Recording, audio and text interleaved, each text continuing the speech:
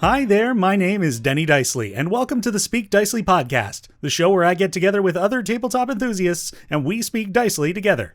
This week in our exploration of classes in D&D, we're talking about a class that has been around since the game's beginning. Despite whether one believes in the deities of the setting you're playing in, no character is going to turn away the healing that this class brings. I am, of course, talking about Clerics. And joining me for this discussion are Josh Vardy and Cole Larson. Hey there, folks. Hey. Hello. How's everybody today? Well, sir, how are you? Oh, I'm great. And how about you, Josh? Everything's great. You know, it's kind of a rainy day. It's the perfect day to record a podcast, really. Oh, yeah. I love these cloudy days. As long as it's not snowing. Yeah, I love that you don't have the obligation to go outside. Like, I love when I can just sit in and read or watch a show and be like, I can't go out anyways. It's raining. It's gross. Well, it's lucky for you guys. I'm over here in good old Thunder Bay, and we have the weirdest weather going on right now where it is either a mixture of sunny and beautiful and warm over like 20 degrees Celsius, and then snow. Oh gosh, like same day? No, like later, like the next day. Like, now that would just be even more weird. It'd be like day after tomorrow with us. You got a nature cleric out there using control weather and all that. Yeah, geez, Drake, why would you do that to me? And Josh, it's exciting because you haven't made an appearance on this podcast since our very first episode. Yeah, I can't wait to be on the first episode, and I hope that I'm not in the last episode, so... Well, there's plenty of classes to go through, so I certainly hope this isn't the last episode. Yeah, me too, and I hope that there's no, like, dishwashers or people playing Mario Kart in the background or anything this time, so... Yeah, it was a very different setting when we recorded that first one. But what's also exciting is, Cole, this is your first appearance on the podcast. Yes, indeed it is, and I'm very thankful for you asking me to join in this, and I just love talking about Dungeons & Dragons in general, but when you mentioned about Clerics, I had to put my name in that hat, so... Well, as a first-time guest on this podcast, something I put forward to every one of our guests is a question / statement. Tell us about yourself. What is it you're passionate about? Alrighty, well, when I'm not playing games in my off time, whether they be on tabletop or video, I am an actor by night, and I'm currently working at a law office as kind of the equivalent of a law clerk / assistant. I wear many hats. It's a very interesting time during the Rona world that we're in right now. Before everything happened, I was in Toronto doing acting and working bar jobs, just living the starving actor life, if you will. But as soon as everything hit, I decided, let's go home. Let's avoid the Toronto craziness at the moment. And hopefully when it's safe to return, I intend to do so. I did some productions with a local company called White Mills, and we were just getting off the ground with a production with a new group. We were making a new musical production for schools, and I can link that in plugs later, but yeah, that's kind of the Cole's notes of Cole. Wow, very I was going to say concise, but it's like, no, that was a lot of information, but you got it in like a good amount of time. Yeah. Efficient, that's it. Efficient, yes. Well, we're happy to have you here. I'm very excited to have you both to talk about Clerics, which at this point isn't a secret. This is like my favorite class. Yeah, I would say the same. I was pretty stoked, just like Cole, to talk about Clerics, because I feel like there's a lot of people that aren't excited to talk about Clerics. Mm-hmm. So to find two other people who are like, yeah, no, I'm stoked, I'm also excited. Well, I mean, since this is the podcast I run, I was obligated to be here and am obligated even if it's a class I'm not a fan of. But here I am loving what we're talking about. So we'll get us right into it. So what, in your mind's eye, is a cleric? I'll take a first stab at it, if we will. So the cleric is a very... there's a very particular word that I want to peg with the cleric. It's, I guess, underestimated. Because people, in my mind, whether it be in a video game or whether it be in a tabletop game, if you're having the role as the designated healer, if you will, some are either really excited about it because it's what they've done before and they've kind of latched on to that kind of mentality that, oh, my friends are getting hurt, don't worry, I got you.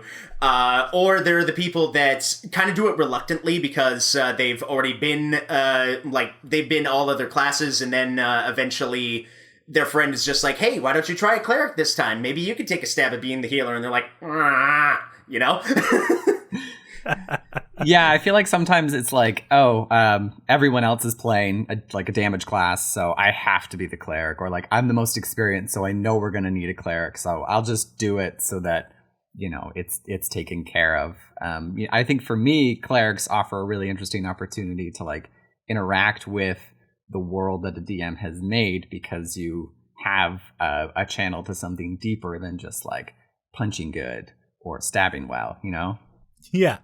So to kind of give the flavor of what a cleric is a class that is kind of like a battle priest in a way. So you've got you're a religious kind of character, depending on how you play it.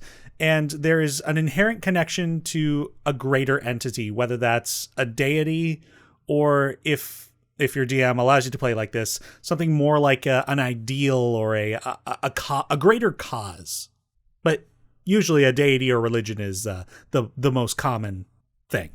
It's kind of the distinction that I like to make between like the cleric versus the paladin is that you have the cleric who is your very like priestly, like praying unto the deity to give them their power, while you have the paladin who's essentially your holy knight that goes into battle for said deity. Is that safe to kind of state? Yeah, it's like the cleric is rock while the paladin is metal, Yeah, that's right. And yeah, traditionally, like, clerics are viewed as classes that are more of a support, like, healing type class. But I love what D&D 5e has done with them, because they are now so versatile. They're a class that definitely always has the option of being that support buffer for the party, but also they can deal big hits and they can have great flavor. Yeah, I love the diversity, especially with the different domains that you can sort of pick and choose what you want to focus on, but no matter what, you're going to have your healing and your damage. It's just sort of what your tertiary extras are going to be that you throw in there that are really, really your flavor. Mm-hmm. Mm-hmm. I mean, like, a lot of people are familiar with the Critical Role campaign, and looking at the cast of Campaign 2, they've got 2 clerics in that party, and one is very much more focused on being like, I want to deal big damage with my spells, defaulting in the other one being more of that, okay, well, I'm the guy that's going to be doing the healing. But it's a funny dynamic too, because you've got these 2 classes which theoretically should feel very similar, but they do not. Absolutely not. Even just touching on the Critical Role example, without going into spoiler territory for those that are out there that haven't seen Campaign 2, you have the equivalent of your first cleric that turns their party members into different creatures in order to traverse the different planes. Like they've been turning each other into giant eagles and giant owls, and I believe through the trickery domain or some other magical item that they have, they've been splitting the magic in order to get more use out of that spell. That might have been an item. I don't believe that's something directly in the trickery domain, but at the same time, one of their components is creating an illusory duplicate of themselves to do things and distract the enemy, create a giant cluster on the field, if you will. And while the other one is devoted to the equivalent of their god of nature, the Wild Mother, and does the equivalent of healing, but also buffing the party, giving them bless and giving them everything that they'll need to make sure that, if you're going to go down, I'll be like right next to you so that way you get up.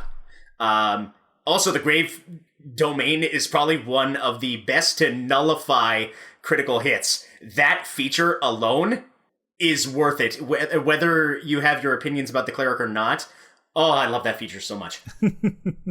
But yeah, I mean, it makes sense for clerics to be so diverse in their flavor, because if you're building a world and you're creating a pantheon, the gods are also very diverse. Like you've got Thor, for example, the god of thunder, feels very different from, let's say, the Wild Mother from the Forgotten Realms and Critical Role. It's just very much a nature, calm, like healing, that kind of thing. So yeah, it makes sense that clerics would be as diverse as the gods are. But let's move on to what are some pop culture characters that could fit into the cleric role? I'm going to be honest. I thought about this for a very long time, and I couldn't come up with any that felt like more like a cleric than a paladin. Because at first I was like, oh, like Obi-Wan Kenobi is kind of like a cleric, like he has this like innate sense of the Force. But then I was like, but he still feels more like a paladin than a cleric. So I don't know, Cole. Did you find anything? Well, at least I also did a bit of research, and immediately in terms of like clerics, like we're talking priestly holy men, as like kind of like your typical taboo for that type of player. You would have Van Helsing from the classic Tales of Alucard and Dracula and everything. Basically, a man dedicated to God in destroying enemies of undead. But then you just brought up Thor. You could actually say that Loki himself is a cleric of trickery, if you will. I'm not sure exactly, because he's technically a god himself. I don't know. He's his own god. I was going to say the same thing about Thor. They're like the way. And if you look at the Marvel movies specifically, the way they kind of have those powers and the way they fight, they're not afraid to get into the melee. So it feels very cleric-like, even though they themselves are the god. Mm-hmm. Yeah, and I think movie Thor is closer to a cleric than comic book Thor, who is closer to like actually Thor. Right. I was thinking too, I don't know if you've read the Dresden Files, but there's a character in there, Michael, and he is like I just thought about it again because I remember thinking in the shower, Michael, and then it just came back to me. But he is very much a cleric kind of feeling person in that, like, he didn't necessarily choose to take up the mantle, but it was thrust upon him through his belief, and his powers come from that belief, which I think is really important in clerics, in that like it kind of flows through you. I had forgotten about the Dresden Files. What a great example. Oh, I got to read those books again. Don't read the first three, but otherwise, yeah, you should reread them. Well, wait, was Summer Nights the fourth one? I think so. Okay, yeah, I remember. I really loved that book. But also, you brought up Obi-Wan earlier. I think you're right in that there are some Jedi that feel Paladin-like, but there are some that can be very cleric-like. I threw in the example of Yoda. He's less of the, like, I go in brute force, and more of his... he's teaching younglings, like he's very much this spiritual, looked up to symbol within the Jedi organization. And so, yeah, I feel like he's more of a, like, basically any Jedi guardian, or not guardian, Jedi consular, I think is the title, is a cleric, whereas the Jedi Knights are paladins and eldritch knights. Yeah, I think that's a really good point. And like Yoda was like a subtle, strong spiritual strength that I think I evokes more of a cleric feel to me. For sure. I can definitely agree with that. At least definitely in some of like the expanded Star Wars animations, especially when it got to some point where Yoda was tackling the darkness within himself. I would find no better example of a cleric trying to, overcome their own darkness, because no matter how deep one can serve their deity or their belief, there's always that nagging little feeling of doubt or something in the back of their mind probably telling them, but what if no? Like, how have you not considered this alternate? Like, you are weak. You are nothing but a little vessel to this. But then, in their own journey, that could be something for a cleric to overcome. Their own flaw and their own self-doubt or anything of that nature, because nothing makes a better story than self-growth. Absolutely. I mean, flaws make brilliant characters and brilliant stories. And we'll touch on this again once we get to the roleplay section of this podcast.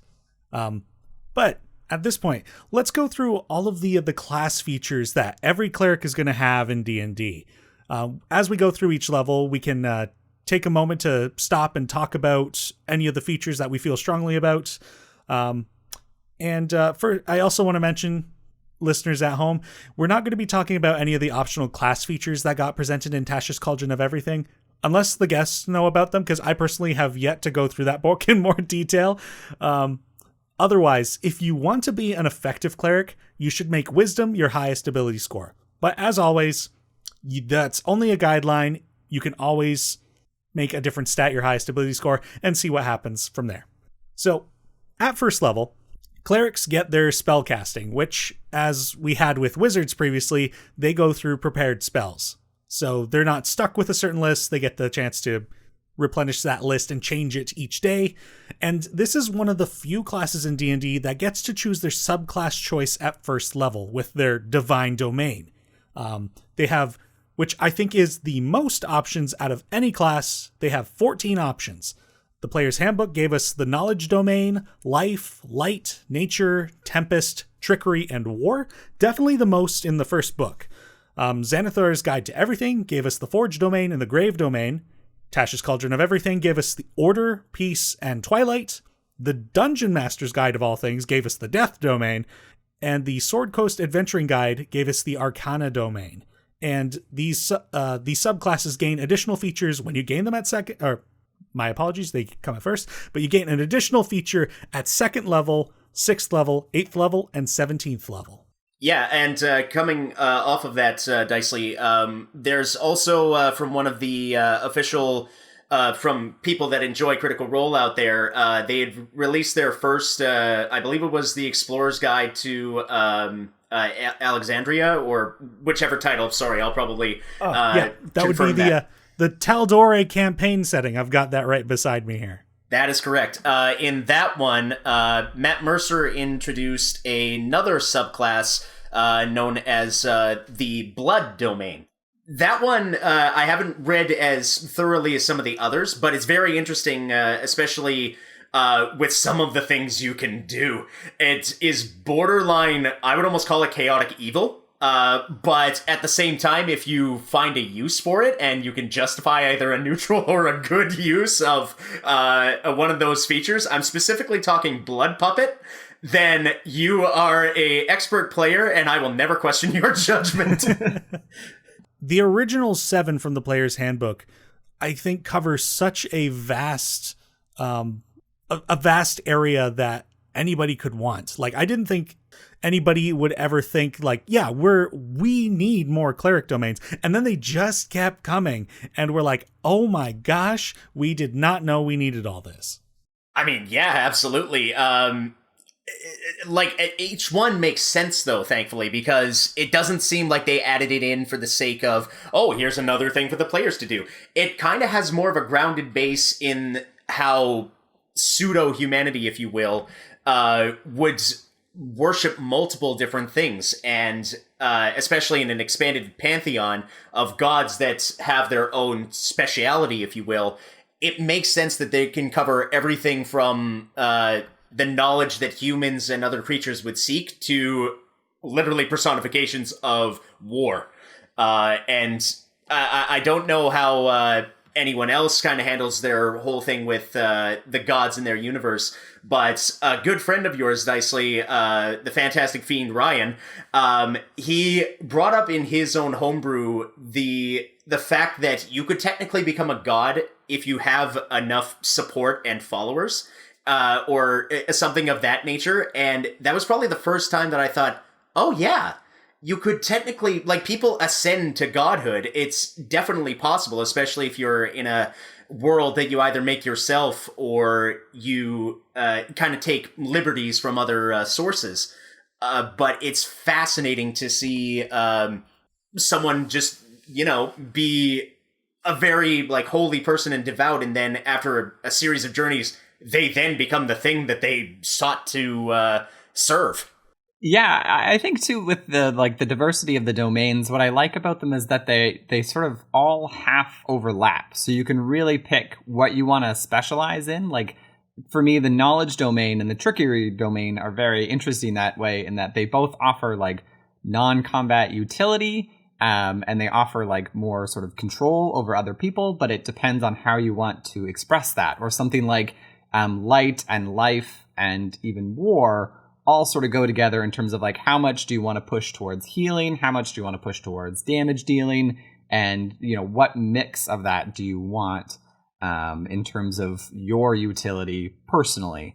And I think that's where clerics are nice for that diversity, because you can half step into whatever you want. And the more domains that come out, the more you can really hone in on like, okay, I want a really good mix of like nature and damage dealing, or I want a really good mix of like utility and healing. You can find that domain that suits what you want to do.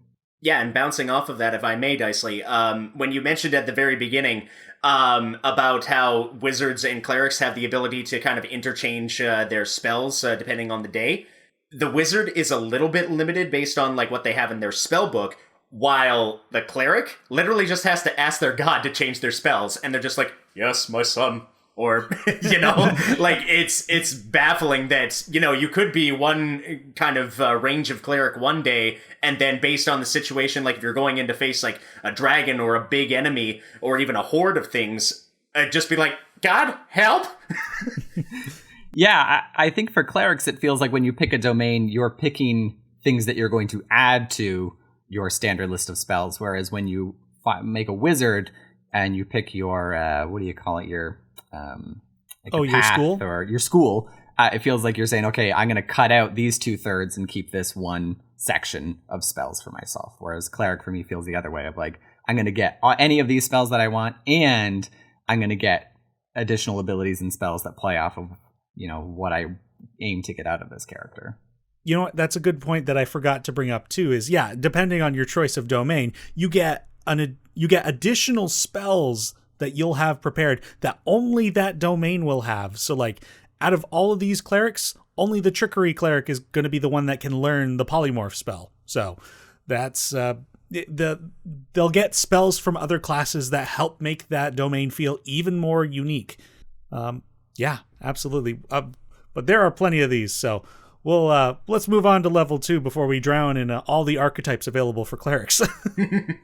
So at level 2, we gain access to the cleric's channel divinity, which at this level is turn undead, which every cleric's going to have. And I've got something to bring up about that. And then an additional application for your channel divinity dependent on the domain you've chosen. And you'll gain additional uses of this at 6th and 8th levels. My thing with this, turn undead. Every cleric gets it. Why? Why is every god concerned about the undead? I think, too, it's, for me at least, when I was a DM, the most misread ability where you hear turn undead and you're like, oh, I get to turn undead. And you're like, no, you're going to, like, turn them away. And every time I've played with somebody, they're like, oh, like, they're so disappointed that they don't get to turn undead instead of turning undead. That's so strange. I've never thought about that. But I think going back to the question, it is kind of weird that, like, you know, you think that maybe the life cleric or even like the death or grave domain would be involved in that. But it does seem very strange that you could always, everybody's like, oh, zombies, we really got to deal with zombies and skeletons. Mm-hmm. I mean, yeah. I feel like I know what the answer is, and it's probably that, like, because Cole, we were talking about this a little bit before the podcast started, of how the cleric was initially inspired by the Van Helsing character, who's very much a fighter against the undead. So I guess that's a tradition that just carried on through the game. Yeah, I suppose. But it's interesting, though, because if you have, say, a death domain cleric, isn't it kind of reliant for them to almost like have those undead allies at their disposal? Yeah, it's a very interesting point, but maybe that's something that you could discuss with your DM about, you know, maybe depending on the type of cleric that you wish to go down. Because I remember there was another show on YouTube that told D&D stories, and I don't remember the name of the character, but they were calling him the Grey Necromancer, and he kind of turned into a pseudo, like, death cleric, if you will, even though he had a lot of access to mainly spells. and he basically created a sanctuary for various types of undead, ranging from zombie to vampires to like you name it, he's got it in their city. So it's very interesting that it definitely started with the idea of, there's no way that a priest would condone the use of undead, especially with necromancy being such a, a very, very gray area in the worlds that they're in. But I suppose it's always just good to have in case if you fall into an old crypt to zombies and be like, hey, cleric, you got this, right? Yeah, I feel like it's the thing I forget as a cleric that I can do the most, because I mean, unless your DM is really pitting you against a lot of undead, for the odd time it comes up, I don't usually remember like, oh, I can make them, move away from me, or I'm high enough level I can just destroy them until after the fight, and then I look at my handbook and I go, oh yeah, I could have just turned them into dust. I think more interestingly would be if there was like a turn, fill in the blank of whatever your domain is, kind of the opposite of that. So for life, turn undead would make sense, but maybe for nature, it would be like you can turn away unnatural beings, or for the light domain, you can turn away like demons and things like that, as a way to sort of make it feel more integrated with the other domains. You know what? That's a great idea. I love that. You can steal that. Well, now it's definitely ours to use. Yeah. 6th edition, they can write, Wizards of the Coast will write me and be like, hey, can we borrow your idea you put on Speak Dicely? Hey, can we hire you? You definitely seem like a new inspiration. We need some people on our writing team. So it'd be like things like the opposite of nature would be aberrations. The opposite of trickery might be celestials or something like that. And the opposite of the knowledge domain would be anybody under 10 intelligence. Oh my god. So I mean, basically beasts of burden and like that one dumb cousin in the village. Yeah. DM, I would like to use turn dumb. Oh wow, I love that. Oh boy. But there's definitely something there. I really like that idea, Josh. Thank you. If we're still kind of talking about the other channel divinity things based on the clerics, if I'd really like to chime in, based on my experience, due to the war domain, their channel divinity is probably the nicest, especially if you want to make sure that you hit something. It's literally, when you make an attack roll, you can use your channel divinity to gain a +10 bonus to the roll. You make this choice after you see the roll, but it's before the DM would call if it hits or misses. But adding +10, especially if you add that down the line with, if, say, I don't know, if you multi-class and you have great weapon fighting, making sure that you get that hit is huge. Yeah, that is great. And that brings up a great point too, because each domain gets also a special use or a special application that they can use their channel divinity on. I feel like it's more likely that a cleric is going to use that ability as opposed to turn undead, because it's so dependent on there being undead enemies. Mm-hmm. Especially if you're not in, like, Borovia, for example, fighting off Strahd's baddies. You're probably not going to run into the undead all too often. So I guess it depends on setting and everything. It's good to have in the back pocket, but if you read those abilities and you see what it can do, and it applies more than that, it's like, well, yeah, no, I'm going to take this, please. Yeah, a cleric's going to have a great time in a Curse of Strahd module, for sure. Moving on to 5th level. And it kind of ties back into channel divinity. We get Destroy Undead, which basically is you can eliminate undead enemies of a certain challenge rating using your Turn Undead feature. And it becomes able to affect stronger undead at 8th level, 11th level, 14th level, and 17th level. Not much more to really add there. Yeah, no, really. Just making sure, bigger bad undead? Give me some level ups and I can take care of you instantaneously. Yay. Yeah. Some undead, you turn around, run away. Some undead, you turn to dust. And then the last feature that every cleric is going to get at level 10 is Divine Intervention, which this is a lot of fun if you get to this level. And what that is you can ask a favor of your deity, and there's a small chance they'll do it. I love Divine Intervention. It is my favorite part of being a cleric, because it makes you feel so much like a cleric when you use it, that there's just an innate satisfaction when it works. When it doesn't work, I think it offers really interesting opportunities for like, well, why didn't it work? It could just be random chance, or maybe your DM has a better way of expressing like, oh, it didn't work because, you didn't ask for it in a way that your God would find appealing, right? Or maybe that crisis of faith you had last week, your God is still a little bit upset about it, and so your divine intervention this week didn't work. But when it does work, and you can kind of literally Deus Ex Machina something, it's incredible, and it makes you feel like, yeah, I really am connected to a God, even if your God is your buddy who is telling you what's happening. Yeah, I definitely vibe with that a lot. And I mean, you'll only truly get this experience when you reach the almost unheard of 20th level cleric, where you can actually, once you've reached that max level, you can ask your God what you want, and it'll happen. Yep. Like, I think that's no roll required, but eventually you'll just be like, hey, every 7 days, is it a week period that it resets? I believe that's right. Yeah, if you fail in asking, you can only ask the next day, but if you succeed in the ask, you have to wait another 7 days. Yes, that's right. So essentially, if you're a 20th level cleric and you want them to, say you're a nature cleric and there's a village that is completely, like dried up and no crops of any kind, you could use your divine intervention to just be like, hey, let's fertilize the area. And that's just done on 20th level. There are so many crazy benefits, but it's fun to also channel the hope of channeling a little Call of Cthulhu, being like, roll low, please. Roll low, please. Yeah, because you got to roll the percentile die, and you got to roll lower than your cleric level in order to get the favor through.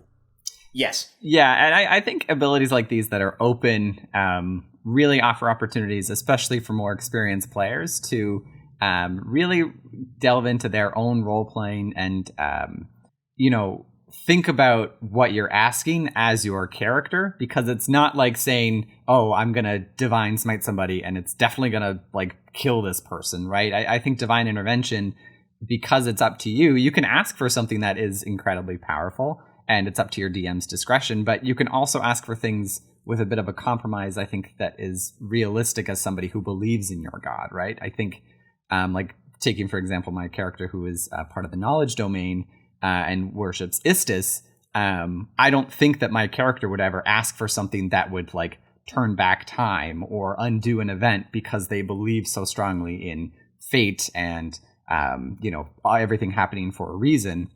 So even though I could use that ability and say, I really want to regrow my hand that I lost in battle, my character would never do that because of who they are. And I think that something this open is really nice because you can flavor it that way.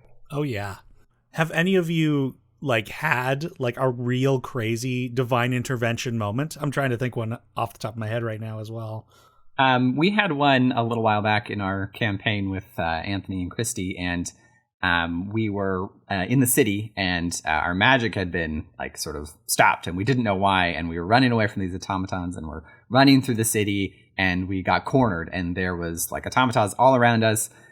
Christy and I had no ability to do anything. Melanie was there, and she was firing crossbow bolts, but we were going to be overrun, so I used my divine intervention, and I used it to teleport us basically to the tavern that we knew would be safe on the other side of the city.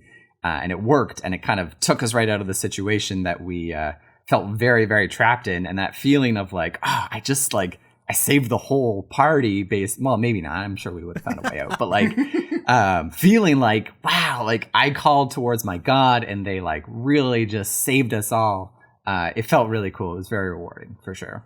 Yeah. An example for myself with my war cleric, Sigvard Stoneheart, as I called him, very modeled after Reinhardt from Overwatch. Definitely took that inspiration to heart greatly. Nice. We were in the middle of doing one of the tales from the Yawning Portal, and I think it was on one of the. I think it was in the White Plume campaign where you go to the mountain and you find these sentient weapons.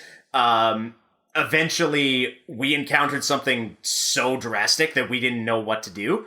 And it was literally, we were in the heart of the volcano, and then the floor gave out from us, and we were about to go into the hot boiling water that was circulating throughout the volcano. And in a last-ditch effort, my character reached out to Torm, the god of war. Or was it Torm? Oh, shoot. It's been so long, actually. I feel so bad.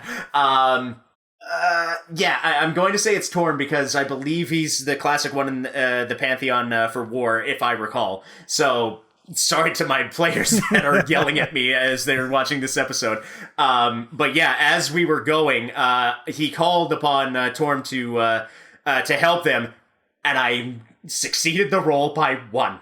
Literally by 1. And he basically encompassed the entire party in the equivalent of a golden shield of Torm. And we basically skitty-balled all over the tunnels in the volcano and landed outside. And we were just all in that moment where they all looked at me and be like, Cole, you just did that. I'm like, no, my God did that. Oh, that is amazing. Given the time to think about it, I don't think I've ever gotten, like, I've played so many clerics over the years. I think I've played like 5 out of the 7 original domains, and I've gotten 1 cleric over 10th level. The other ones never got that high in level, and I don't think I've ever used divine intervention to a success, but it's always been like, I don't feel like I've had anything detracted from my experience at all, because I've seen others who have succeeded, and it's always been so hype. And like, I know that this can be great. I just have had few opportunity to actually do it. So one of these days, I will divine intervention, and I will let you guys know about that.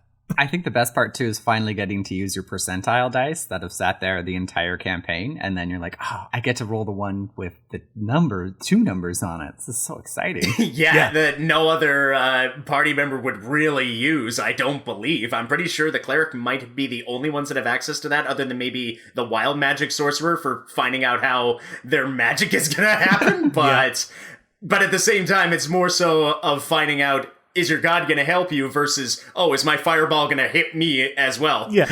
Yeah.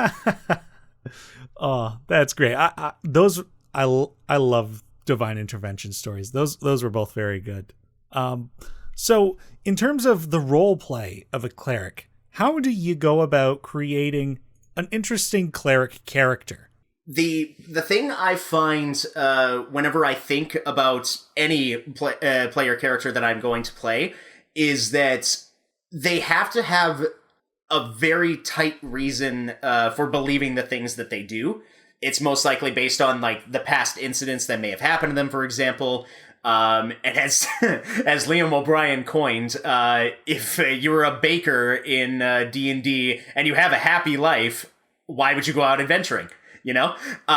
So for a priest, whether they started that way, I kind of like to go a little bit of a vein of trying a type of trope that I haven't done before, and then trying to make it as unique as I can. So, say, doorstep baby outside the cleric, chapel, you know? And they take them in, they raise them, and they turn them into a follower of whatever god is in that chapel. And then down that road, they're just kind of learning about the world around them and how the god has blessed the world or has contributed to the life that they're now blessed to have. But I would say in terms of your own flavor, to making what everything is subjective, you know, because when it comes to creating something that a player finds interesting, it's kind of up to like what they really want to do with it. So they could either go down, they could be, you know, the devout holy man serving the Stormlord, and just praying to help ships get through ports. And that's something that they've kind of taken as their example. Or you have someone going down the vein of making a cleric that is literally to bless these people that have done terrible things, because if not, then they're definitely going to the 9 hells. So I guess it's just up to the thing that they would hope their cleric really hopes to accomplish, and kind of the background that they first started with. Yeah, and I think to build on that, Cole, I think if you are making a cleric, especially if you're like a first-time player, or if it's your first time playing a cleric, you should look through the domains and find something that you personally find interesting or find kind of meshes with your philosophy, at least in some way, because that will help you feel like that character. I think for other characters, like if you're making a warlock or a wizard or a fighter, you can say like, oh, it would be really cool if they were a gladiator, or if they, really got into like eldritch magic and things like that, because that's something you're interested in, or it's a character you want to make. But I think for clerics, because you're going to be portraying somebody who usually is living a lifestyle that surrounds a philosophy or an ideal, you will feel more connected to your character if you have that in common with them. For example, like my character in Anthony's campaign is a follower of Istis, and they really believe in like fate and sort of following the flow of things, and what happens for a reason. And that's something I personally also jive with. So when I'm playing my character, it feels like I can speak through them in that belief. And I think that makes it a little easier. Or even if it's something like the Grave domain or the Arcana domain, if that's something that you find interesting, or if you find maybe like the morbid or dark humor or something like that is a part of something that you like to express, then I think it makes it easier to be in character, especially if you're not used to trying to be in character. It gives you a fallback, right?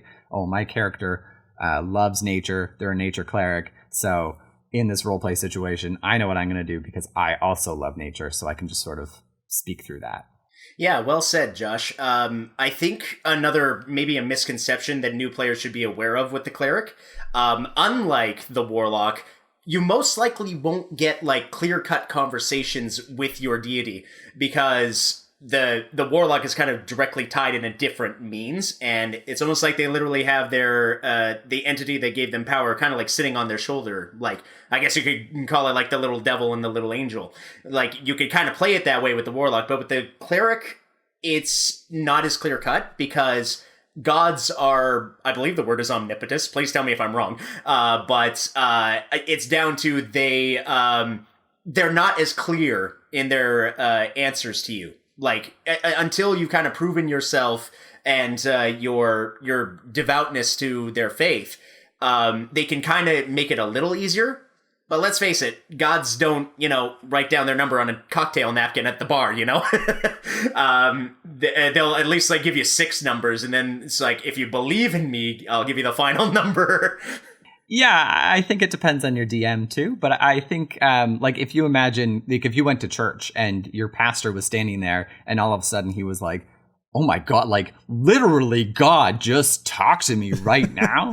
That would be an unbelievable and like life-changing experience for him and everybody around him. So that's not something that's just going to happen to you at level 1 of like walking down the street and suddenly literally God, this unbelievably powerful being, is speaking directly to you all the time. I think you're right that would be a very strong connection to have. Well, I mean, and I think you're onto something there, Josh, in that I think it is very dependent on the DM and it's very dependent on the setting.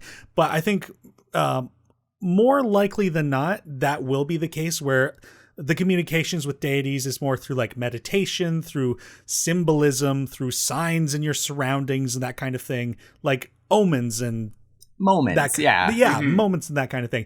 But then maybe you've got a campaign setting where it's like the Greek gods. Zeus got involved with mortals all the freaking time. He got very involved. He got very busy with mortals all the time, and such with his romantic entanglements with different people in the stories. Like, there were demigods popping up everywhere because Zeus was freaking, hooking up with women left and right. And so that's a different flavor of God involvement with the setting of the story.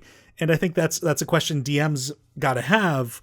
And like answering the question of your deity, if it's not because I think it is viable to play a cleric as a philosophy, and you can kind of put the deity to the side, but the deity is the way that's, I think, easiest to play a cleric. Like, to have something concrete, you're like, I answer to this person.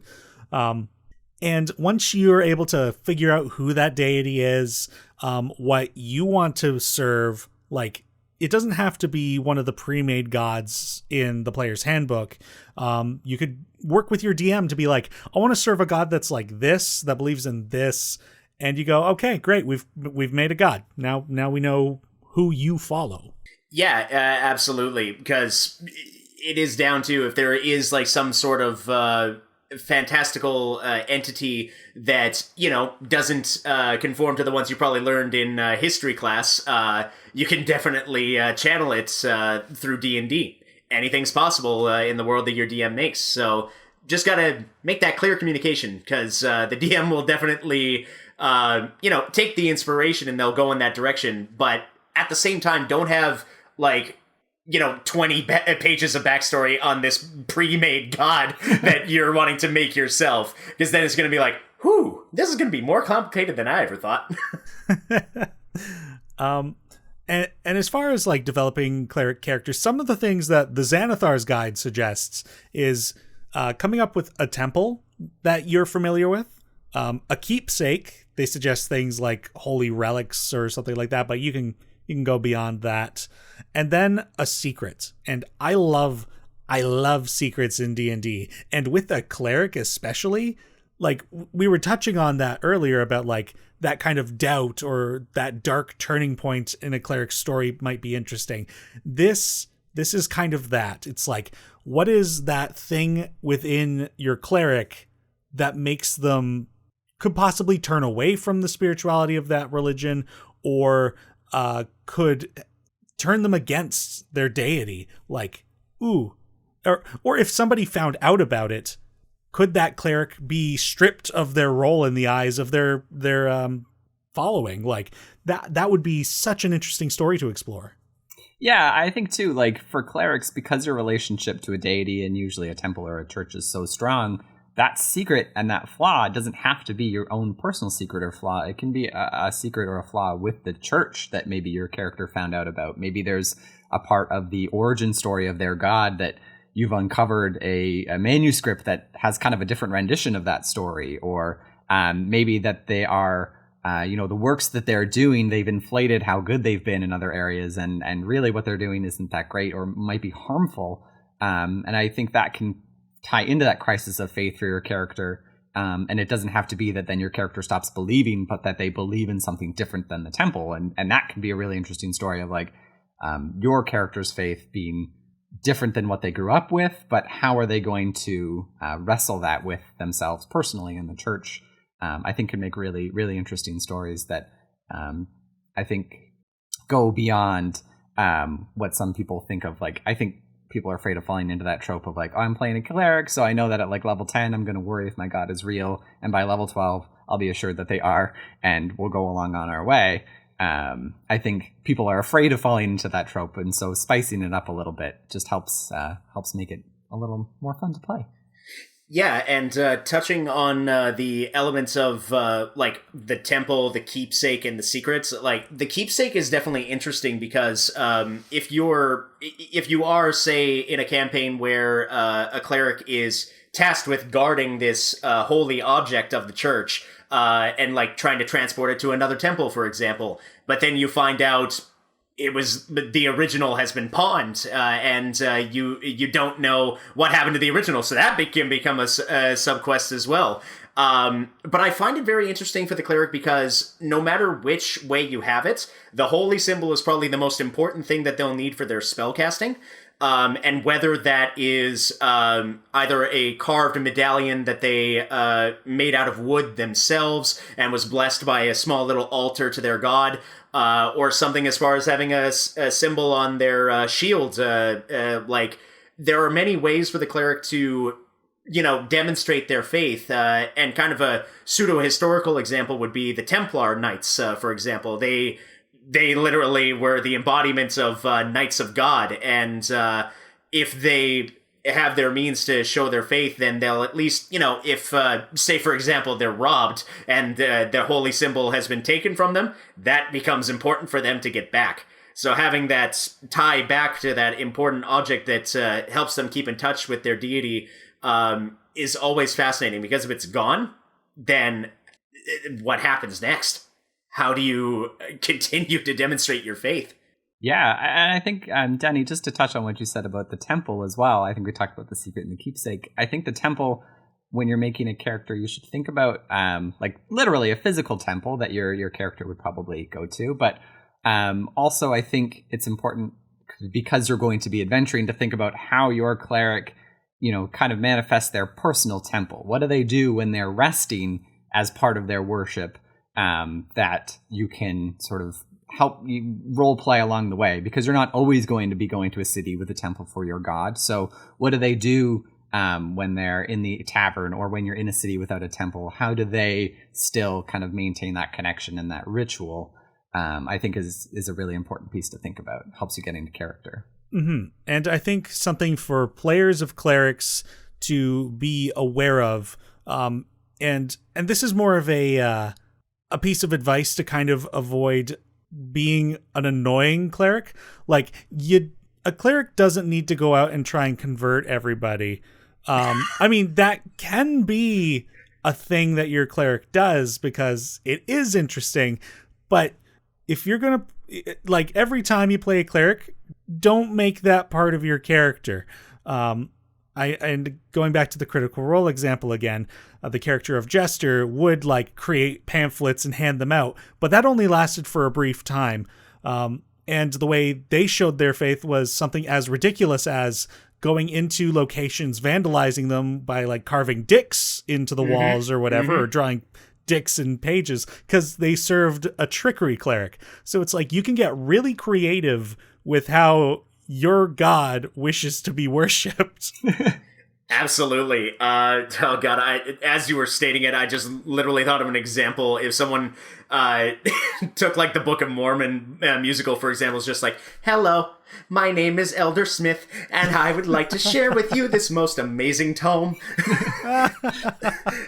If a cleric actually did that, I would follow them easily. Yeah. I would follow. I don't even know what you're selling. I want to worship this god. Maybe now. I'm a warlock now. Who knows? But yeah. I was a warlock. I'm multi-classing now. Yep. I think too, like, if you think realistically about the people in your life who maybe believe in God or have a religion, the people that you want to interact with the most as part of a religion, and the people who are probably going to convince you to follow that religion the most, are not the ones who are standing there every day saying, hey, let's read the Bible together, even though you don't believe in it. They're the ones who are walking a way of life that you're like, oh, I find that interesting. I want to know more about that. And I think your cleric can be that and can still talk about whatever they believe in. But I think that as an expression of their faith is more interesting than literally getting on a soapbox on the corner, unless that's like a major flaw of theirs. But even then, I think, like you said, Denny, it can get tired fairly quickly for your character to always be trying to convert people. Mm-hmm. Yeah, and even, I don't know about every other player here, if they've played a cleric or not, the idea of, like, their player character kind of going off, like, away from the main group so that way they can be alone to pray, or spending literally, like, hours out of, like, a short rest doing this, doing, like, a ritual to commune with their deity. You don't have to conform to what people would think is, like, a standard for that. As Dicely said, for Critical Role's example, you can find ways to not only serve your deity while you're playing, but you can also do it in a way that doesn't conform to like historical religion. Because I'm pretty sure you could spend the night just kind of sitting outside your tent, speaking silently to your god, if that's what helps you connect with them. But you could also just kind of have it as a brief thing, just like a moment of even just a tranquil walk. If you're a nature cleric, just walking amongst the trees, that in itself could even serve as communing or doing your nightly ritual to communicate with your god. Yeah, I think too, like, it's important to be socially conscious of the people at your table. And if you're playing a character who is constantly trying to convert others to a belief, or maybe is forcing a belief on others that aren't enjoying it, or says, like, you guys are worshiping the wrong way, or, as an extreme example, like, I'm going to bring you like a civilized religion of Pan or whatever, there may be people at your table that are uncomfortable with that circumstance, or people who culturally have been affected by movements like that you should be aware of before you take that on as part of your character, because I think that is something that easily can extend beyond the table, because there have been people that have really been in real life hurt by those circumstances that you need to be careful of, because you're delving into a territory that blurs that line between reality and fiction. Most of us haven't ever fought a devil on a volcano before, so that's something we don't have to be worry about. But this is a social situation that, you can tread into water that makes other people uncomfortable. Fully agreed. Going back to kind of fleshing out your deity as well, some of the things you can do to create a unique deity are consider how you came across your deity. Have you always been a worshiper of that faith? Or was there, like Josh kind of mentioned, was there somebody you came across that was just living a way of life and you were like, wow, that seems like a really cool way to live? Sure. And then you become a worshiper of them. Something else, like what was the event where you realized you'd been given divine power? Because not every worshiper of a god is going to be given magical gifts. You are special amongst the faith of your deity. And kind of think about what that situation was. Whether it's you woke up one day and went, something has changed. And you just realize you can, like a magical thing happens with your holy symbol. And you're like, wow, this is great. Or it's something a bit more explosive, perhaps. Like you're out in the country and somebody's being chased by a werewolf and you put your hand out and a searing flame of light erupts from the ground and you've cast Sacred Flame. And it's like, that's new and unexpected. Other things are, what is the symbol of your deity? That's a really big one. Do they have a preferred weapon that their warriors tend to fight with? If they are a religion that does fight. And does your faith have a relationship with another faith? Is there like an ally deity? Is there a rival deity? And is there a completely enemy faction against that faith? Like there's plenty to consider creating your character and your faith. The possibilities are endless. Absolutely. It's all how creative you can get. And there's some prompts that hopefully for the players out there should help you a little bit. Now for you guys, specifically, tell us about some cleric characters you've played and what domain did you pick? Well, I believe we touched on it very briefly, but my example was Sigvard Stoneheart. So good. And yeah, and the archetype that he fell into was serving the war domain, and basically, I believe if it was rooted in Waterdeep at the time, there was a temple devoted to Torm, and it was just after the spell plague and everything. For those D&D lore aficionados out there. But his whole mission was to start recovering and start helping the temple recover. And in the meantime, he was helping other worthy adventurers in the heat of combat and in healing capabilities. So his entire story definitely took a way different path when we went to the White Plume Mountain and he found the sentient warhammer. I believe it was called Whelm. Yeah, it was called Whelm, and the two got along famously. And eventually we got to the one of the final adventures in that book where it was facing off against the famed Lich Acerak and his dungeon in that book. And the way that our group did it, we would trade off DMs with the adventure book. And like I started with the first one as my first time being a dungeon master in the Sunless Citadel. And then we eventually went all the way through, and my friend Johnny was the one running a Acerak's domain, and he kind of played him to the equivalent of the character from Saw. The main bad guy is just, I want to play a game.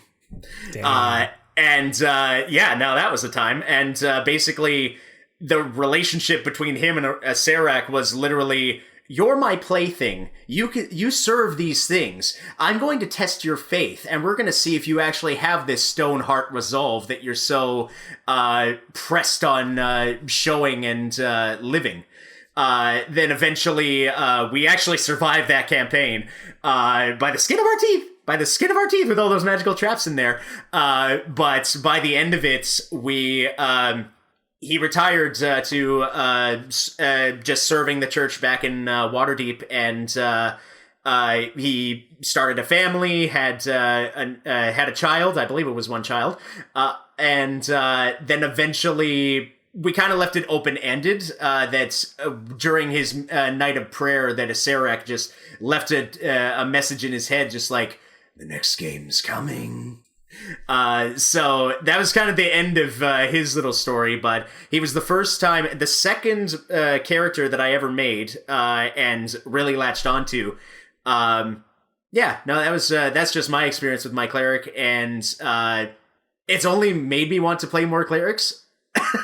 But I also wanted to explore what else D&D had to offer, so yeah, but I'm definitely playing another cleric down the road. I don't know when, I don't know how, I'm gonna do it. My cleric right now is Siliphae, and originally when we started our campaign, I was going to make a swashbuckling rogue goblin.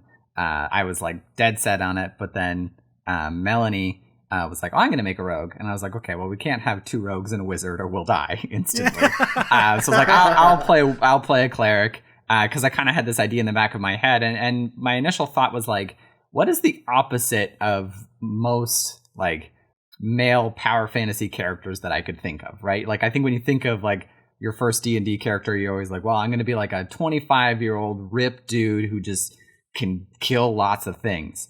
And then I was like, okay, well, the opposite of that for me is like an old woman who has never fought in her life before. So Siliphae was a nun, and she worked as a translator for a long time in the Temple of Istis, until she was about 50, when she received a prophecy from Istis that she needed to go out and spread the light in the world. And that was left intentionally vague so that, you know, the DM could kind of fit into there. And so Siliphae is a knowledge domain cleric, which at the time I was like, this fits my character perfectly. And then I did some more reading and I was like, I'm not going to be very helpful to other people. But it has been very interesting to play a knowledge domain cleric. I think that you need to not listen to the haters if you're going to play a knowledge cleric, because there's some really fun stuff that you can do in terms of like gathering knowledge and walking into a situation where usually the party would be blind. You can go in and you're like, I know 10 languages. I can read whatever script is on the wall. I can cast legend lore and find out about the statue. And I think it really helps you kind of delve into the world that you're in, and helps your fellow players out to get them more engaged in the history and in what's happening around them. And you get some more utility spells too. So Siliphae has been along with Ravi and Theraval, who are the other two characters, and they're quite a bit younger than Siliphae. So it's been fun to play like kind of the old person in the group. And originally I went out and I did the trope of like, my character's going to be very evangelical. And then I realized 2 sessions in, I was like, A, I don't want to spend every session asking Anthony where I can find people to convert. And B, that's not going to be very fun for other people. So I decided that Siliphae would be more of like a live the life and follow along if you want to type person. And that fits my personality too. My own personal religion, I just express for myself and in my day-to-day life. So it made sense that I would play a character that way. And Siliphae following Istis, again, is very sort of laid back, and whatever's going to happen, happens. And of course, you want to influence things towards good, but you don't always have control over that. And you don't have control over what happens to you all of the time. And so I love playing a character that, like, there was this, like, magical glowing orb that was, like, clearly a don't touch this orb. But Siliphae touched it, and her hand was disintegrated instantly. Oh, wow. Ooh, boy. And so, Anthony mentioned maybe there would be some ways to get my hand back, and I had just recently got the spell Regenerate, so I was like, I could try that. And then I was like, Siliphae made that choice, and something happened, and I wouldn't want to play a character that would try to turn that back. But there was another character that we'd made friends with that had lost an arm in a battle that Siliphae cast Regenerate on to get that arm back. And I think that was a really great way of like, Silphe isn't going to take on something that kind of goes against her faith, but she also doesn't want to see her friends suffering. So if they're okay with it, she would help them regrow their arm back. So it's been a really fun journey to play a character that I kind of started as a joke and as sort of the opposite of what I thought I wanted to, or what I would typically play, and really to turn it into something that I felt very attached to, this 55-year-old woman who was a nun her whole life. Myself being a 28-year-old man who has not been a nun his whole life. That is really great. Like I've mentioned, I've played plenty of clerics over the years in 5th edition. One of the ones that I hold most dearly is Mickey Tumblerun, who is a trickery cleric. He's just a really young guy, or a chef that was working in his father's restaurant. But for the folks at home, if you want to hear more about that character in particular, check out the Onwards and Upwards series on the YouTube channel here at Dicely DnD. The other cleric I'm going to talk about is the one I played most recently. His name was Baynor, and he was a Minotaur cleric of nature. If that didn't catch well on the audio, his name was Baynor.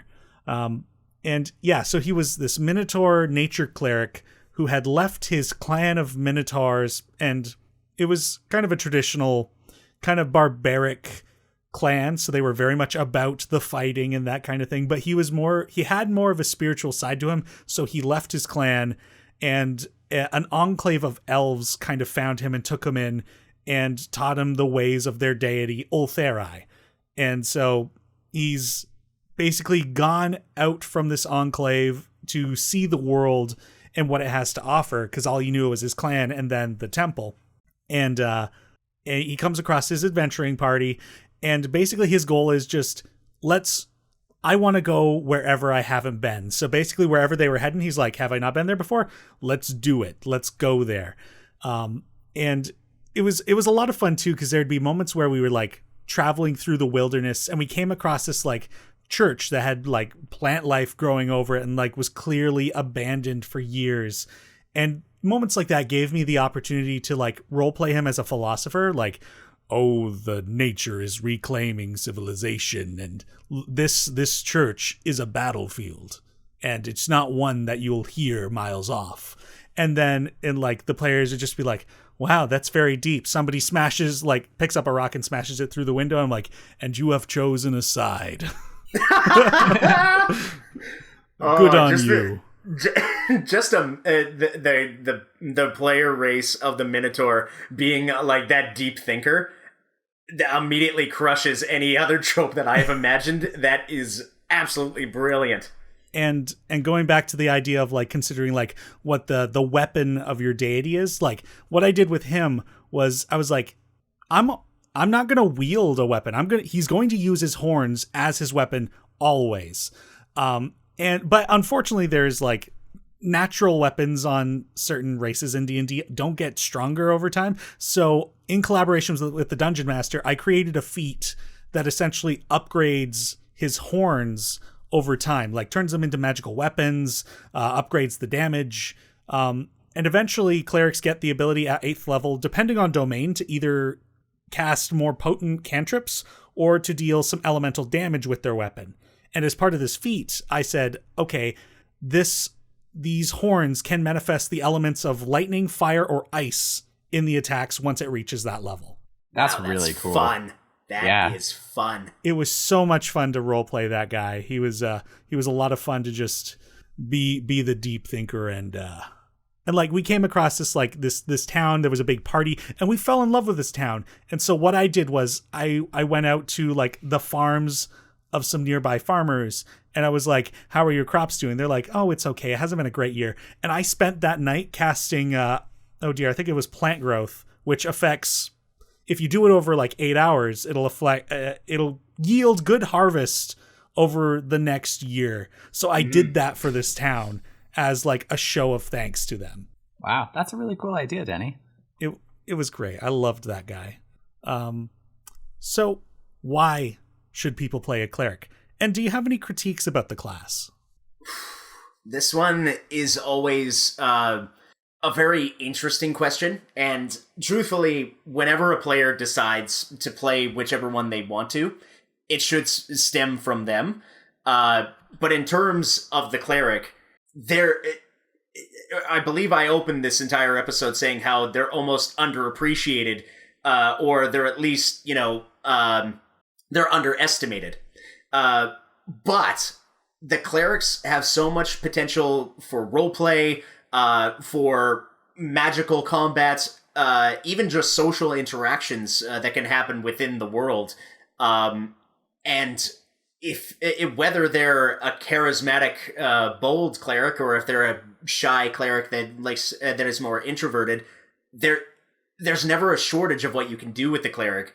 And I would say probably the biggest pillar of why you should try at least once is that I believe Josh and Denny kind of said it side by side in a way that you can use them in order to expand on the world that the DM has invented themselves, or if they're borrowing from another source, they can learn about it and they can get more invested. They can learn more things in order to make the experience all the more better. And even if you have drawn the short straw to be the healer of the party, that doesn't mean that you have to, commit to any things that other people have done in the past.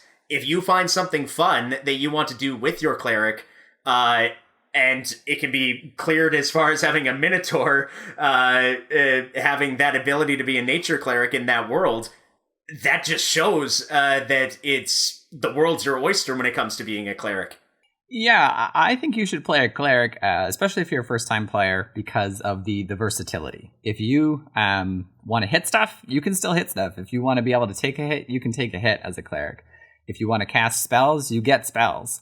I think a lot of times, especially first-time players, feel like, oh, I picked a fighter and I feel so bored in combat because all I do is hit, or I hit twice, and that's all I get to do. Or I picked a wizard and I only get to cast so many spells, and then I kind of just sit there until I get stabbed, as wizards do.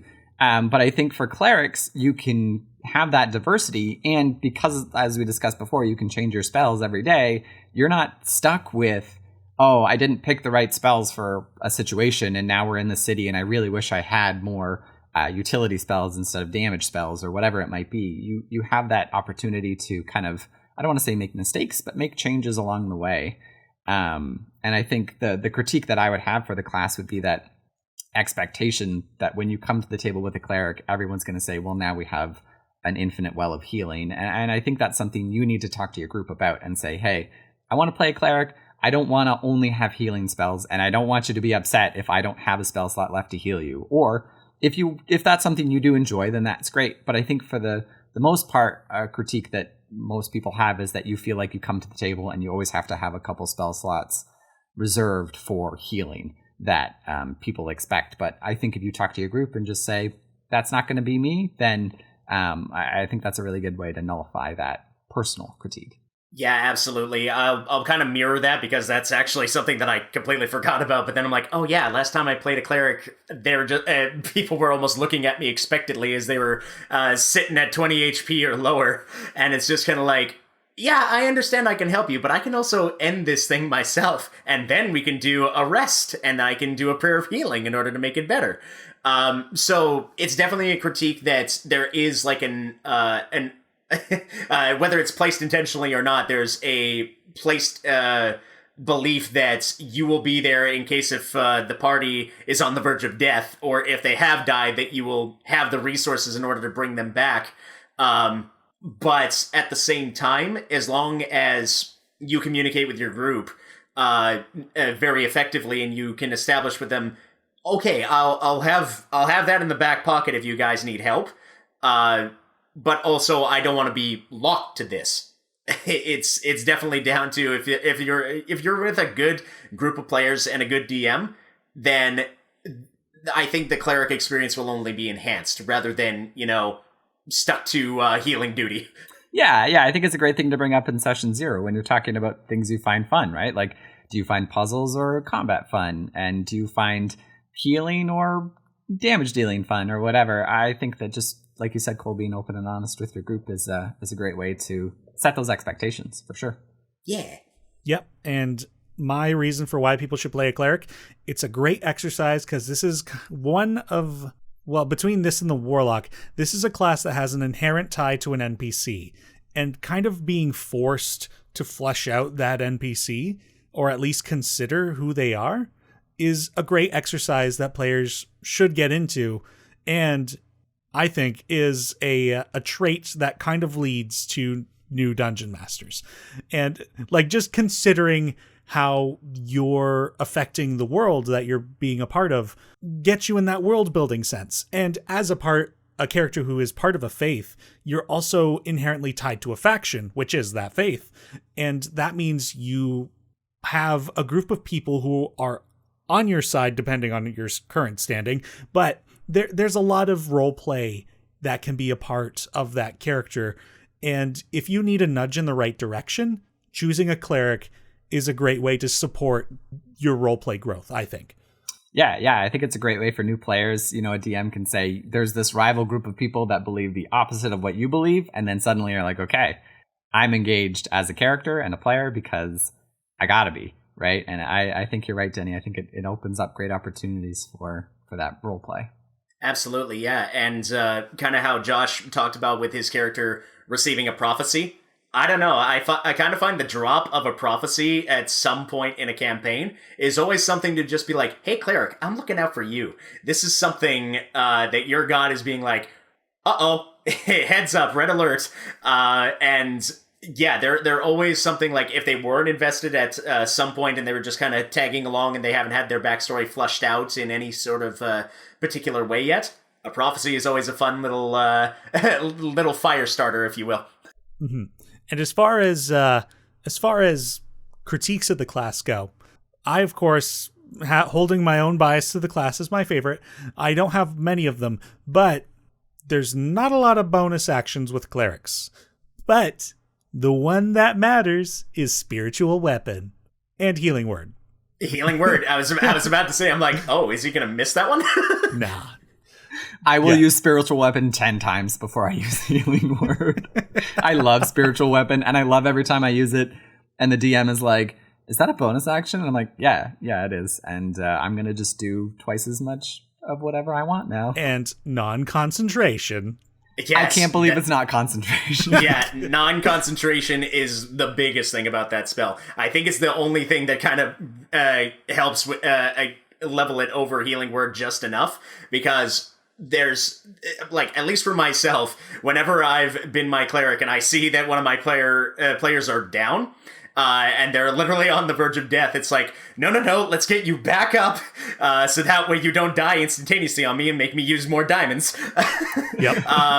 But yes, no, like, the quintessential is probably spiritual weapon, next to maybe spiritual guardians. I always love having that spell on the field, just because it's literally, oh, you want to get close to me? Well, here comes some little swirling angels, or in Chester's case, little tiny unicorns with dicks for unicorns that are just damaging them. Yeah, dicks for horns, yeah. Yeah. Oh, wow. Yep. All the brilliant things you can do. All right. So this brings us to the time we rank the class. So on a scale of 1 to 5, how would you rank this class? 1 being you wouldn't recommend, 2 being it's a boring class, 3, not your first choice but can be fun, 4, you recommend clerics, and 5, this is your favorite class. We already know I'm a 5 here. I think I would be a 4 in this case. I think that I really like them and I would recommend them, but you have to kind of know what you're getting into when you make a cleric. I'm definitely with Josh. I'm definitely on the side of it's a 4. But I also like my, whether I'm DMing or I'm playing, and someone tells me, oh, I'm going to be a cleric. It's just, I look at them, I'm like, oh, you're going to have a fun time. Yeah, I'm definitely on a 4. Like, it's probably on the verge of a 5, but I probably need to play more clerics before I could actually give it a full 5. Yep. That's fair. And I mean, also, I feel like it's hard to give a 5 to, depending on how many of the overall classes you've played. Like, I mean, you can have your favorite thus far, but like out of the total, hard to say. Mm-hmm. But I don't mind being the only 5 on this hill. I'm proud. At least it's not like a 5 and 2 1s, Denny. So you're good. Yes. I can't imagine on the podcast where it's literally, this is my absolute favorite, and then the other guests are just literally looking like, yeah. Why are we here? I came on this podcast to discuss a class that I hate. Yeah. Yeah, there's a bit of that too. I don't expect we'll get any 1s or 2s in this series. Maybe. Depending, based on a conversation I had last episode with Ryan, that's a possibility. But, but any case, that's great. So we're pretty highly favorable about clerics, and I've got a bonus question for you guys. So, if you were a deity, what would you be the deity of? It could be very obscure too. Like, I might be the god of Caesar salad, for example. That's not my actual answer, but. Hey, there's nothing wrong with being god of Caesar. But I guess for myself, if I were to be a deity of something, I guess it'd be kind of like the equivalent of like a Greek god, because I believe there was one god that was the god of the hunt and drama or something like that. But I'm specifically putting my 3 specialities, if you will, to acting and the arts, beer, and I guess just entertainment. I would make those things my 3 if I were to be the god. I feel like that's like the god of the good time. Oh, yes. Absolutely, Dicely. I like the god of like dinner and a show, Cole. Like Yes. I am the god of dinner theater. I think for me, I would be like the god of like food or meals. Like I love cooking, and I also love like bringing people together over a meal and that shared experience of like socializing and nurturing yourself and like giving and nurturing each other. So I think it would be not necessarily even the god of food, but like the god of meals, I think would be me. And I love to eat, so. Hey, our 2 gods would coincide perfectly for an all-you-can-eat buffet show in Vegas. Yeah, that's true. Denny, are you going to be the god of like gambling? Because we got something really going on here now. There's an opening. Let's go. Roll those dice. I feel like if I were a god, I would be the god of luck. Because I feel like I've had so many good things come up in my life, and I'm just like, this is just me being like, oh, I'm so thankful for everybody I've met, everything I've gotten to do up to this point. Like, it just feels like I've had so many opportunities that a lot of people wouldn't have had. So I'm very thankful for that, and I hope that I can I would love to spread those opportunities and that experience to other people. So I would love to be the god of luck. Yeah, I like you're the god of good luck too. Yeah. Again, our analogy of basically being the gods of Vegas could definitely work. This is it. Yeah. You know what? I wouldn't mind being spiteful every once in a while. I'll take both sides. I'll be like, you get bad luck. We need like a god of water fountains or something to really bring people in. Yeah, I gotta mitigate with all the shenanigans after interacting with me. Yeah, based on what I just said, maybe I'm the god of luck and judgment. Oh boy, yeah, that's fun. This is great. Thank you both for joining me on the conversation topic of clerics. This is a lot of fun. But let's, we were just talking about gambling and casinos, and let's move on to a game. This one doesn't involve rolling dice. So today's game, we are going to be spending some time guessing what could possibly be on my mind. I will tell you one thing. It is D&D related because this game is called D20 Questions.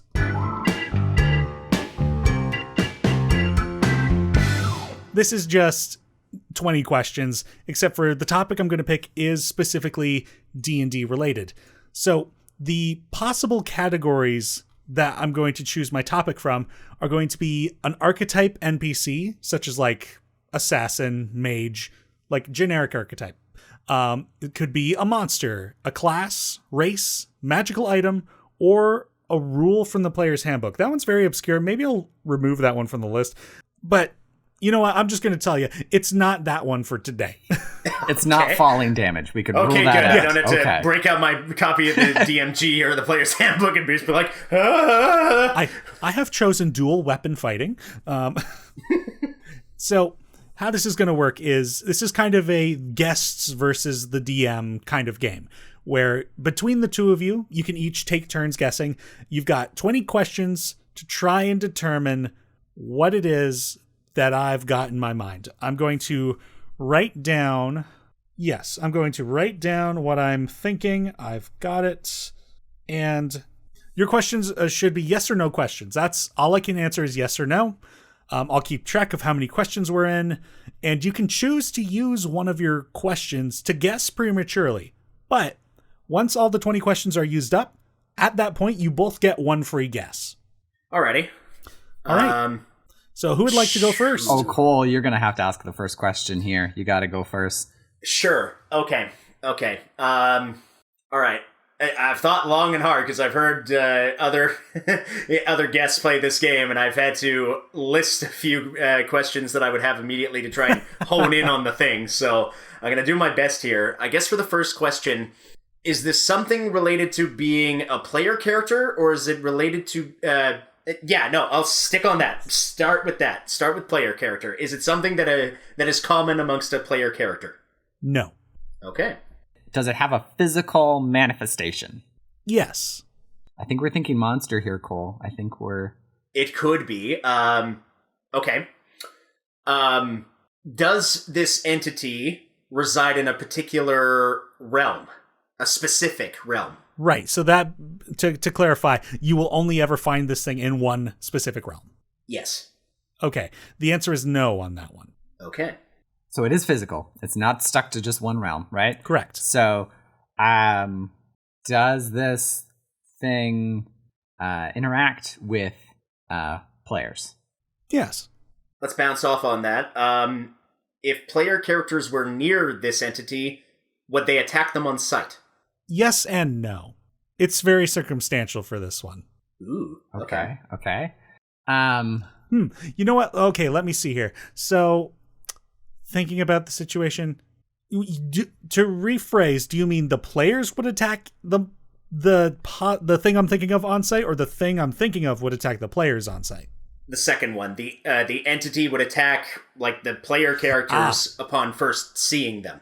Okay, in that case, the answer is no. Okay. No, I'm going to go back to yes and no. That's very up in the air. Okay. Does this entity typically live in like a community of similar entities, or are they usually I guess I can't. Do they usually live in a big community? Period. Question mark. I'm going to say no for that one. Okay, so something kind of like to keep to itself. I mean, it's strange because that's another yes and no situation. Based on some information, I'm not going to say it's a big community, so no. Okay, so like sometimes a few, but never a lot. Sure. There's not a city of this thing. Okay. Unless if there's some sort of pop culture reference that we have no idea I'm seeing about. Denny's Based on Dicely's face, There are some things I just don't know how to answer. That is that's a fine. deep lore question based on settings, I think. Got it. Okay. I'll take a more direct stab at this, and we'll get a yes or no out of this. Is it a type of undead? No. Okay. Is it evil? Like, usually, if you read the Dungeon Master's Guide, would it say alignment, evil? Right. I'm just going to pull up its stats here just to... So it does have stats. Well, I mean, that could mean it's an item. Oh, God. Oh, we're on the wrong it's track. Black Racer. I knew it. No, it's not evil. Okay. How many questions are we at? I've literally lost count. That was 8. Oh, we got lots. We're good. Okay. So we're honing in. It's just probably based on the type. Does it have wings? No. Cool. Does it have legs? Yes. Is it humanoid in nature? Yes. Okay. Oh, God, that still covers a lot, though. Are they innately magical? Yes. Ooh, I'm stumped, Josh. I don't know about you. I think we got to try and get a little bit more specific so we can round out some other possible options here. Yeah. Are they angelic in nature? No. Okay. Are they common? No. Yikers bikers. Okay. That was question 14, by the way. We went from 8 to 14 quickly. Yeah, no, they go so fast. I know. This is why, for those that can't see me, the sweat's starting. Cole really wanted to win this one. I don't know. The stakes are high. Here at Talking Dicely, everything's on the line. Okay.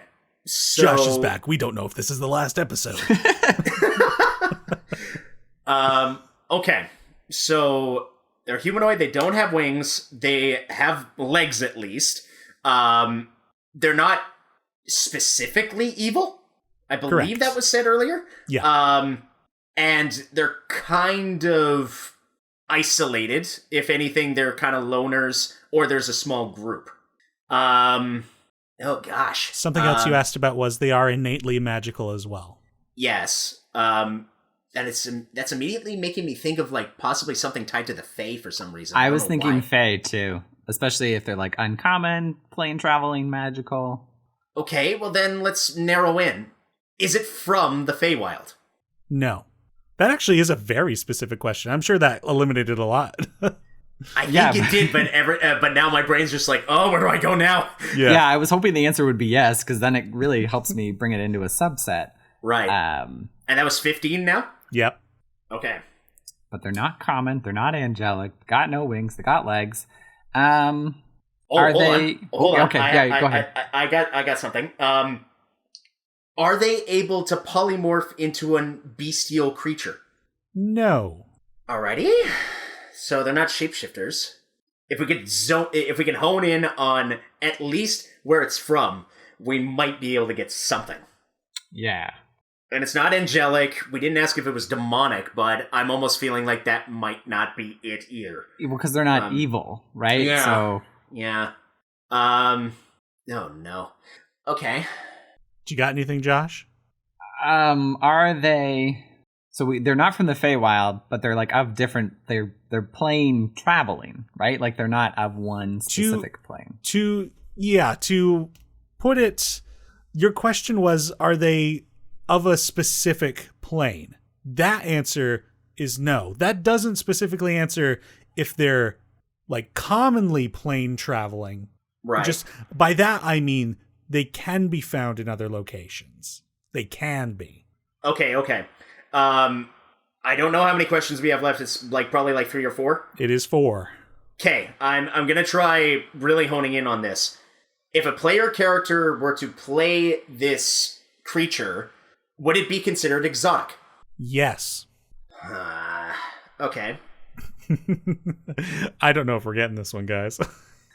I feel like we're on a weird track, and it's going to be something much simpler than we're thinking. Oh, probably. But I mean, it's always fun to think about it's a commoner. Oh man. Okay. Man. Super exotic. But they're not common. And they're innately magical. They're innately magical. Are they worshipped? Like commonly? No. No. Wow. Okay. Hold on. Let me read through this lore real quick. If I'm to think about it, I'm not guessing. I am not guessing. I'm just listing things out loud. No worries. And also to clarify that, no, they're not worshipped. They are not worshipped. Okay. When we kind of started, if it was something tied to the clerical thing, I was almost thinking an Aasimar for some reason, but that doesn't. Well, could be. When you said magical, it almost made me think Fearbolg as well. I was thinking about that kind of deal. But again, we're just not sure. And I don't know any questions to try and hone in further. That's the difficult part. Yep. And we've got 2 questions left. Yeah. Okay. Somebody at home is sitting there like, it's a centaur, you idiots. Come on. Yeah. No, there's definitely someone that already knows what it is, and we're dancing around it completely. Okay. This might help us. It might not. I don't know. Do they have short lifespans? No. So again, ties to the possible elf theory, but I don't know. And one more question. It all comes down to this. Bum, bum, bum. Someone start playing the Who Wants to Be a Millionaire music. That music was always intense. Da-na-na-na. Yeah, it really got you into the mood. Yeah, there. hearing just the heartbeat, just... Oh, that's right. I forgot about that. Yeah, no, it's just literally like, you want to feel stressed? Here's some music to make you feel that. Oh, boy. Okay, so before we take with the last question, let's review everything one last time, just to be safe. They are innately magical. They are humanoid-like. They do not have wings. They have legs. They are not tied or anchored to a specific plane. They're not quite evil, and they're not angelic. What am I missing? They're not innately hostile to a party. Right. They're not innately hostile. Which means to me they would have some kind of like sentience, right? They're not just like a creature. Right. What if it's a dog? Oh my gosh. Could you imagine? That would be crazy. Or like is a dog magical in nature? No. Which dog breeds have you had, Josh? Aren't there like phase dogs or something? Or like a... Blink dog, right? Blink dog. They have legs. I like that idea, but are they humanoid-like? Oh, yeah. No, I forgot about humanoid. I mean, that'd be amazing. And again, they can't change into something else, or at least they don't have the polymorph kind of ability. Mm-hmm. So, their one specific thing, I think the size of it would help. I don't know. What if we ask if they're medium or larger? Yeah, I would almost say... Large or bigger? I think you would have to phrase it like, is it larger than this size? Yeah, then. Yeah, if it's larger than medium, then that would work. But again, we're still stuck. Giants aren't natural, right? Or no, wait. No, yeah, they are. They're magical in nature. Yeah. Or trolls, right? I can't remember the difference. You don't remember the difference between a troll and a storm giant? Well, one's bigger than the other. I know that. I like the giant idea. I think that's a really good track there, Cole. Possibly. But again, I could be just completely off. There's so much potential in this world. Okay. If we're going to use the last question, let's try and zone in on size. Because I agree. This might be able to get us at least in a vein. Because I have my guess, and then we can kind of coordinate, but we'll see. Okay. Is it up to or larger than a medium creature? To rephrase the question, up to or larger, that encompasses all sizes. I guess it's from medium to large or higher. So you want to include large in there, in this question, or medium? I would want to include medium just to see. So is it medium or larger then? I guess? Yeah. Just confirm with me, Josh. Is that well, what we're I think maybe in? we should say larger than medium. Because I think then otherwise they could be medium, which is very common. Yeah, right? Okay. So is it larger than a medium creature? Yes. Okay. Cole, I think you're right on giant. I think you should... Okay, well, again, this is down to the specific type of giant. There's at least 4 out there. And if they're magical, that rules out the hill giant, I believe. Because then you have your fire giants, your frost giants, and your storm giants. So there's at least possibly 3 there.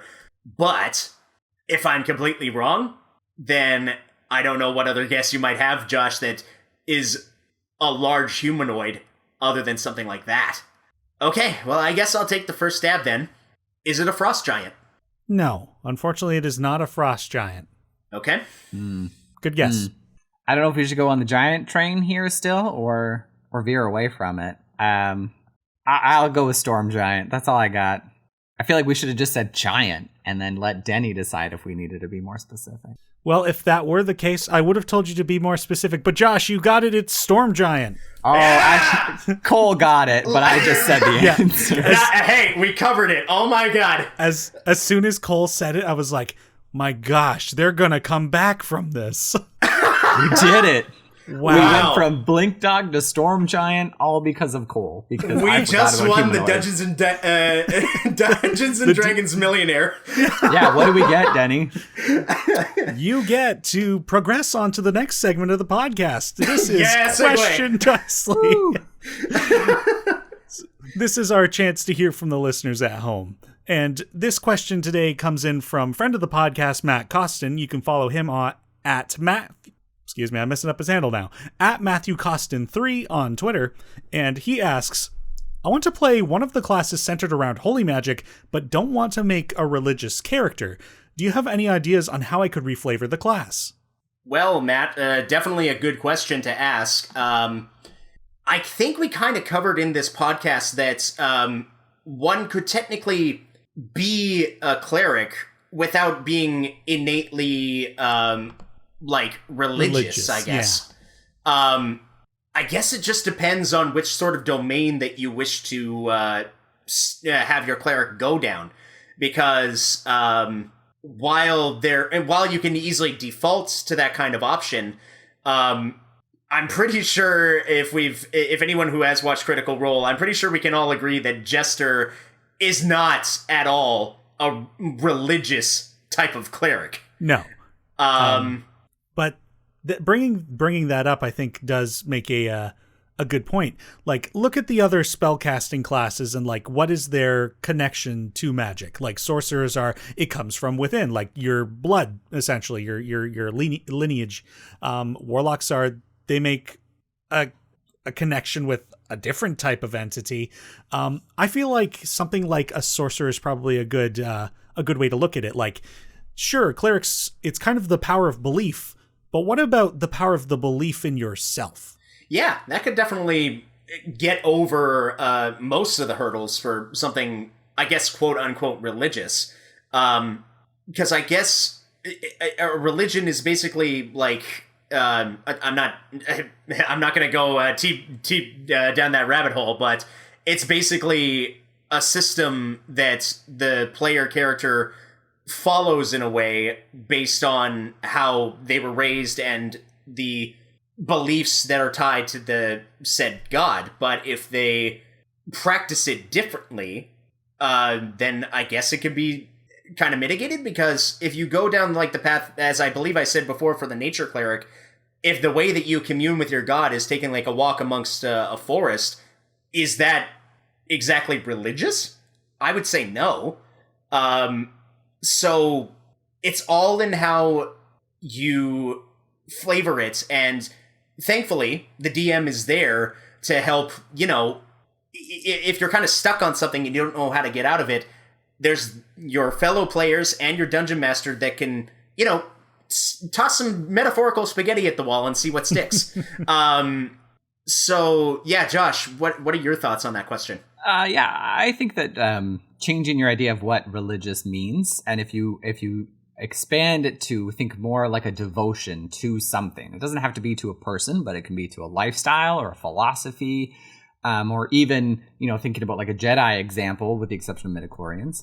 The idea that like the universe itself has this like innate flow or power through it that your character is in tune with, I think, is a way that you can reflavor something that isn't necessarily religious. But I do think that if you're making a cleric, you have to have some kind of idea that your character is going to be devoted to, or a portion of their life philosophy that they've set aside to whatever it might be. And I think too, like, we talked about it a bit, of everybody has a religion of something, whether it's a god, or some people worship money, or some people worship themselves, or they worship, maybe even your character is a part of a cult, and they have this leader who isn't a god, but is like a very charismatic person that maybe your character believes in them so strongly that they have tapped into something universal that maybe isn't from that person, but is from more their strong faith. Like in American Gods by Neil Gaiman, gods are manifesting out of all kinds of different things that people around the world are sort of unknowingly worshiping. And I think that would be a really interesting way to bring your character into that idea. I think if you have a character that you want not devoted to any idea, or not like centered around a philosophy, that maybe you should look into a spellcasting character that isn't a cleric, because it does sort of necessitate, because you're picking a domain, you have to have something that your character strongly feels in, whether or not it's a god. Mm-hmm. And I feel like if the question that was posed to us is they want a class centered around holy magic but don't want to make a religious character. Well, I feel like if you're using holy magic, there's a certain there's a specific tie of making that magic based on faith or belief. I think the only other resolution I could see is creating a new class, something between cleric and druid, and maybe something like a channeler or a sage, and it's more based on like manipulating the flow of certain types of energy. So maybe it's like you've got a positive channeler or a negative channeler, and you kind of fuel yourself through magic of positive or negative energy, depending on what class you or subclass you go into. Make a note for myself. I will potentially create such a class. Start homebrew. Here we go. Yeah, or I mean, I think if there was something specific like, oh, I want to be a really good healer, and that's what you want out of a cleric, then I would just reflavor it like, oh, they're like an alchemist that's really good with medicines, and maybe instead of, casting healing word from afar, they've developed a crossbow that can shoot a healing dart from afar instead, or something along those lines that makes it more real, tactile, and practical, as opposed to the magical aspect that we associate with it. Right. Yeah, because maybe Matt means by holy magic, he means healing or buffing spells. Yeah. So, in which case, just find a class that has the spells you're looking for and choose that class instead if you don't want to be... Play a bard. Bards actually serve a healing purpose. They absolutely can. And druids are kind of tied to nature, and that's not absolutely holy in a way. It's life. It's the forces of nature itself, and it's tied to magic. So you can almost serve the job as a cleric without being a cleric and being, tropey religious person carrying a scepter out in the street with people, But I guess it's just down to the type of job that you want that character to do in the party. Yeah, I think these are all great answers, and hopefully, Matt, you were on the last episode. We know who you are. Hopefully this answered your question, Matt. But yeah, no, absolutely. For the listeners at home, if you want to submit a question to Question Dicely, send an email with your question to dicelychannel@gmail.com, or get in touch with me on Twitter or Instagram at Dicely DnD. And don't forget to leave a social media handle for me to give you a shout out. Unfortunately, we're going to rush a bit into the end here because I know, Cole, you've got some other plans you got to get to. So I'm just going to give you guys the opportunity to plug your social media and any projects you're working on. Cole, perhaps if you want to go first, so that way if you need to drop out, you can do so. Yeah, absolutely. It was an absolute pleasure talking to you both. I can say that without a doubt. If you guys want to check out my social media stuff, you can find me on Facebook. I believe my handle is called The Larsonator. And my Instagram is CJL_V2. Because I made a first version of Instagram and then I completely forgot the password and didn't want to make it figure out how to reset it, so I just made another one. You can check out my actor Twitter. It's Cole Larson actor, or it's the Cole Larson. I don't remember which. It's actually been a while since I've been on Twitter. But yeah, and you can also check out my website www.colelarson.ca. And anything for you, Josh? I don't have anything professional, but you can follow me at Joshua Vardy on Instagram and see pictures of bread and squirrels and birds. Oh, thank you both so much for coming on the show. This has been an absolute delight, and I couldn't think of better people to discuss my favorite class with. Thanks for having us, Denny. It's been a lot of fun. Absolute pleasure, Denny, and lovely meeting you, Josh, for the first time. Nothing better than talking about some clerics and the crazy stuff they can do.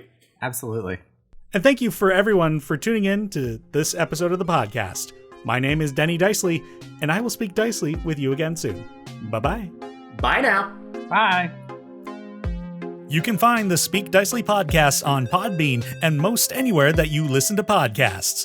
Follow Dicely DnD on Twitter, Instagram, and Facebook, and be sure to subscribe to the Dicely DnD YouTube channel, where you can find our video series on how to play Dungeons & Dragons, as well as other videos. The Speak Dicely podcast is produced and edited by myself, Teni Brant, and the intro and outro music were created by Cleric Brant. I thank you for the support, and we'll see you next time on the Speak Dicely podcast.